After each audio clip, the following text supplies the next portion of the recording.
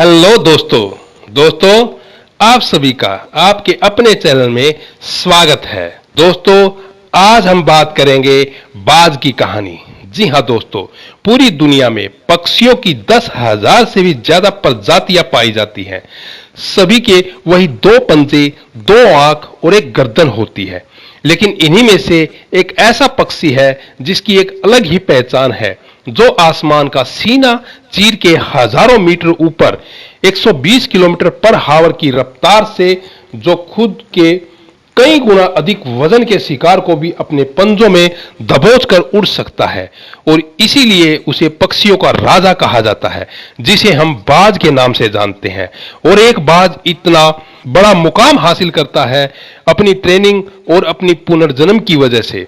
जी हाँ दोस्तों, आज हम बात बताएंगे बाज के पुनर्जन्म की। जी हाँ दोस्तों, इस वीडियो को लास्ट तक देखना और आपके अपने चैनल को सब्सक्राइब अवश्य करना।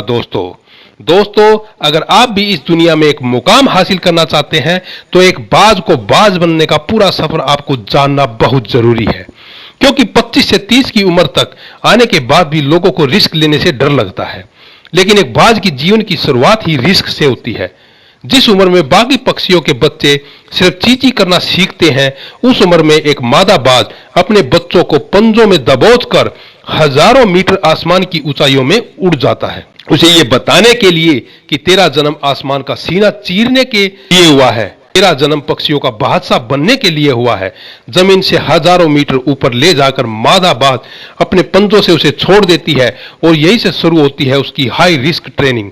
वो चूजा जमीन की तरफ तेजी से गिरने लगता है, थोड़ा नीचे आता है तो उसके पंख खुलने लगते हैं। नीचे आते आते वो अपने पंख फड़फड़ाने लगता है, लेकिन वो अभी तक उड़ना नहीं सीखा है। वो जमीन से कुछ ही ऊपर होता है, ऐसा लगता है कि कुछ ही सेकंड में उसका जीवन समाप्त हो जाएगा, लेकिन अचानक एक पंजा उसे अपने गिरफ्त में ले लेता है और वापस आसमान में उड़ जाता है।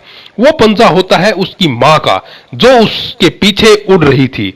उसकी ये ट्रेनिंग कई दिनों तक चलती रहती है, जब तक वो उड़ना नहीं सीख लेता। दोस्तों इतनी हाई रिस्क ट्रेनिंग करने के बाद इस दुनिया को एक बाज मिलता है, और बारिश के वक्त जब सारे पक्षी आश्रय की तलाश करते हैं, तब यही बाज उसी बारिश में आसमान को चीरते हुए ऊपर निकल जाता है और बादल से कहता है कि तू वर्ष ले, कितना बरसेगा, और फिर नीचे आकर चैलेंज करता है।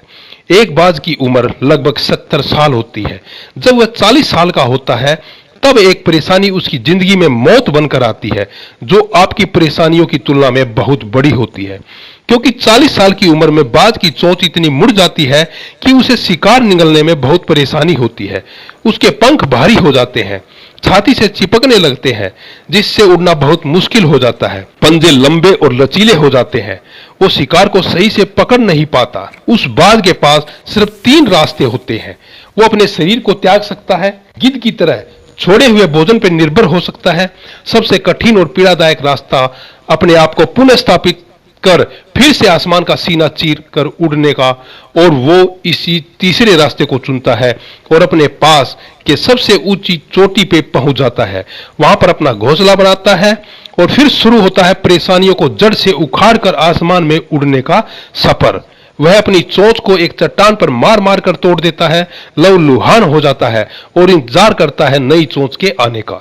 उसके बाद अपनी नई चोंच से अपने पंजों को काट देता है और फिर इंतजार करता है नए पंजों के उगाने का।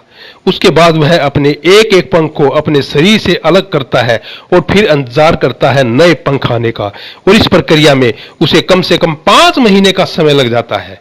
इन 5 महीनों की कड़ी तपस्या से एक बाज का पुनर्जन्म होता है, वो फिर से तैयार हो जाता है आसमान का सिरा चीर कर उड़ने के लिए।